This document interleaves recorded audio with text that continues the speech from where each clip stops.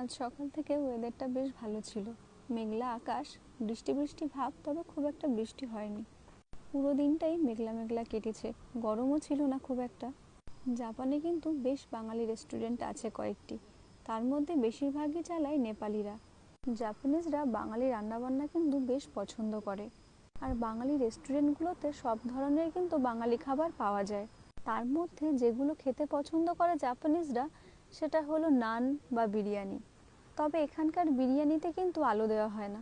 জাপানিজরা জানেও না যে বিরিয়ানি আলু ছাড়া অসম্পূর্ণ। যেটা পায় সেটাই তারা খুব আনন্দের সঙ্গে খায়। বাঙালিদের যে কারিগুলো হয় সেগুলো কিন্তু বেশ পপুলার এখানে।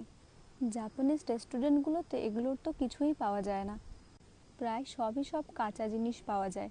আর তারা ঝাল একদমই খেতে পারে না, আর কোনো ডিশে ঝাল ব্যবহারও করে না। জাপানিজরা জানেই না যে বাঙালিদের